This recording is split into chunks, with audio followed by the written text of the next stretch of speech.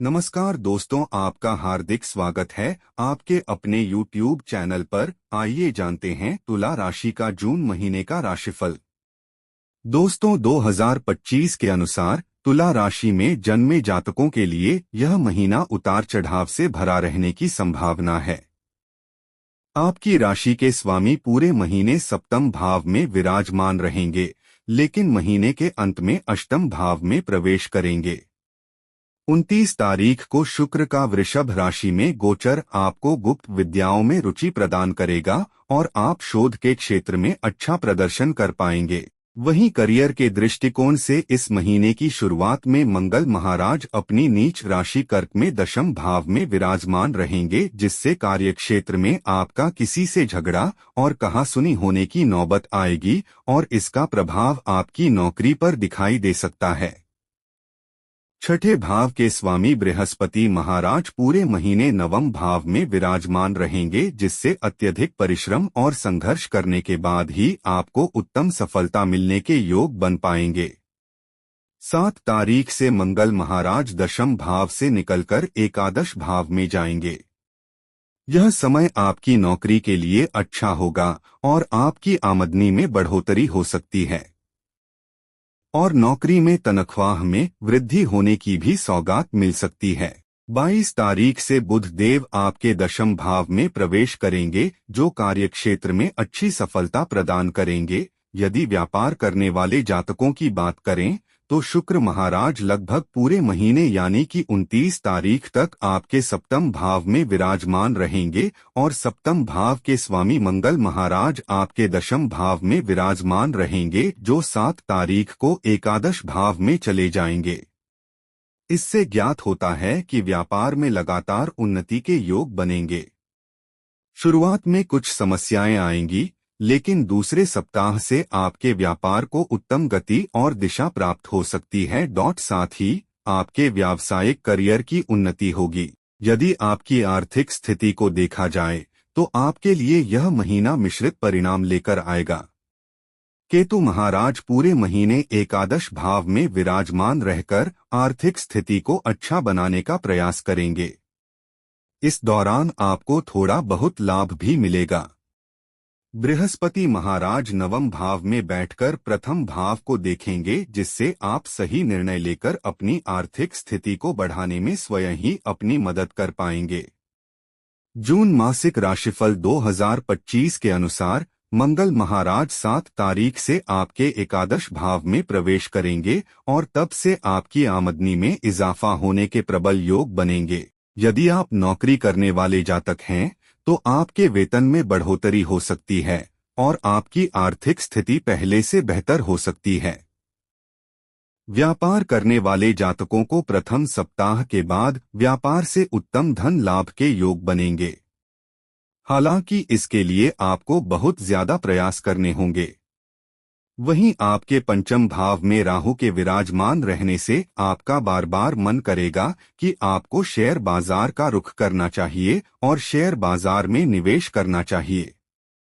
हालांकि हम यही सलाह देंगे कि आप बहुत ही सोच समझकर इस दिशा में आगे बढ़े, क्योंकि इस दौरान आपको सावधान रहकर ही चलना होगा। जब 15 तारीख को सूर्य महाराज अष्टम भाव से निकलकर नवम भाव में प्रवेश करेंगे तो उसके बाद का समय यानी कि महीने का उत्तरार्ध शेयर बाजार में निवेश करने में कुछ अच्छी सफलता प्रदान कर सकता है और आपको शेयर बाजार में कामयाबी मिल सकती है। स्वास्थ्य के दृष्टिकोण से यह महीना उतार चढ़ाव से भरा रहने की प्रबल संभावना है, क्योंकि आपकी राशि के स्वामी शुक्र महाराज पूरे महीने सप्तम भाव में बैठकर अपनी ही राशि को देखेंगे। ऐसे में आपके स्वास्थ्य समस्याओं में कमी करेंगे, लेकिन पंचम भाव में राहु महाराज का उपस्थित होना यह दर्शाता है कि अपने खानपान और अपनी आदतों के प्रति आप लापरवाही भरा रवैया अपनाएंगे, जो आपको पेट से जुड़ी समस्याएं दे सकता है। इसके अतिरिक्त मंगल की दृष्टि भी पूरे महीने तथा बृहस्पति की दृष्टि भी पंचम भाव पर बनी रहेगी।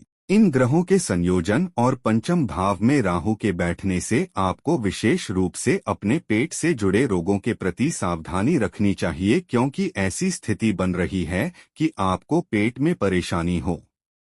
महीने की शुरुआत में सूर्य और बुध अष्टम भाव में होंगे और छठे भाव में बैठे शनि की दृष्टि भी उन पर होगी।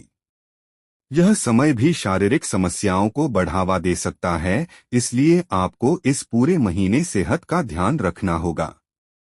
महीने के उत्तरार्ध में बुध और सूर्य अष्टम भाव से निकलकर नवम भाव में जा चुके होंगे, तब आपको स्वास्थ्य समस्याओं में काफी हद तक सुधार देखने को मिलेगा और आपकी स्वास्थ्य समस्याओं में कमी आएगी।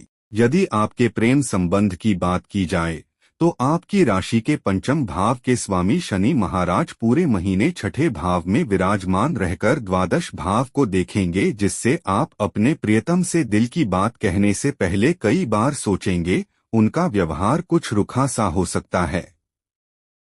जून मासिक राशिफल 2025 के अनुसार पंचम भाव में पूरे महीने राहु महाराज विराजमान रहेंगे, जिससे आप अपने प्रियतम को खुश करने के लिए बहुत कुछ कहेंगे पर उसे पूरा नहीं कर पाएंगे। महीने की शुरुआत में दशम भाव में बैठे मंगल की दृष्टि पंचम भाव पर होगी और 7 तारीख से एकादश भाव में बैठकर मंगल पंचम भाव को देखेंगे, जहां पर राहु पहले से ही विराजमान हैं। ऐसी स्थिति में प्रेम संबंधों में तनाव और टकराव की स्थिति बनने की बात कही जा सकती है। हालांकि बृहस्पति महाराज की दृष्टि भी पंचम भाव पर होगी, जो आपके रिश्ते को संभाल सकती है, लेकिन आपको ध्यान देना होगा क्योंकि जरा सी बातें आपके बीच लड़ाई झगड़े की वजह बन सकती हैं और यह आपके रिश्ते के लिए अनुकूल नहीं होगा।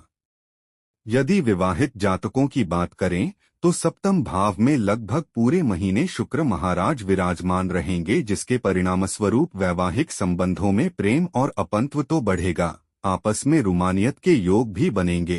आप अधिक से अधिक समय अपने जीवन साथी के साथ व्यतीत करना पसंद करेंगे और इससे आपके रिश्ते में प्रेम बढ़ेगा। जो कुछ समस्याएं हैं उन्हें आप मिलजुल कर संभाल लेंगे। यदि आपके जीवन साथी कामकाजी हैं तो कार्य क्षेत्र में उन्हें कुछ समस्याओं का सामना करना पड़ेगा, जिसका असर आपके पारिवारिक जीवन को प्रभावित कर सकता है। इसलिए आपको उन्हें संभालना होगा ताकि आप अपने रिश्ते का लुत्फ ले सकें और उनके साथ एक अच्छा वैवाहिक जीवन व्यतीत कर सकें। यह महीना पारिवारिक जीवन के दृष्टिकोण से यह भविष्यवाणी कर रहा है कि यह महीना आपके जीवन में कुछ मिश्रित परिणाम लेकर आएगा, क्योंकि आपकी राशि में दूसरे भाव के स्वामी मंगल महाराज महीने की शुरुआत में दशम भाव में बैठकर चतुर्थ भाव को देखेंगे और आपकी राशि पर भी उनकी दृष्टि होगी, जिससे पारिवारिक संबंधों में समस्या आ सकती है। आपकी वाणी में कड़वाहट और गुस्सा बढ़ेगा। परिवार में माता पिता को स्वास्थ्य समस्याएं परेशान कर सकती हैं। पिताजी का व्यवहार थोड़ा चिड़चिड़ा हो सकता है, उनके स्वास्थ्य में गिरावट भी आ सकती है। 7 तारीख को मंगल महाराज एकादश भाव में चले जाएंगे, तब इन परिस्थितियों में सुधार होगा। परिवार की आर्थिक आमदनी में बढ़ोतरी होगी। 22 अगस्त से बुध महाराज आपके दशम भाव में आ जाएंगे, जिससे पारिवारिक जीवन में संतुष्टि का भाव महसूस हो सकता है और आपके परिजनों के बीच अच्छा सामंजस्य देखने को मिलेगा। हालांकि चौथे भाव के स्वामी शनि महाराज पूरे महीने छठे भाव में विराजमान रहेंगे, जिससे परिवार के लोगों को आलस्य को त्याग कर काम करने पर ध्यान देना होगा। माता जी की स्वास्थ्य समस्याओं पर ध्यान देने से वह जल्दी ठीक हो जाएंगी और उनके स्वस्थ होने से घर में खुशी आएगी। बृहस्पति महाराज की दृष्टि आपकी राशि और तीसरे भाव पर और पंचम भाव पर होने से आपको भाइयों बहनों का सहयोग प्राप्त होगा और उनसे आपके संबंध मधुर बनेंगे।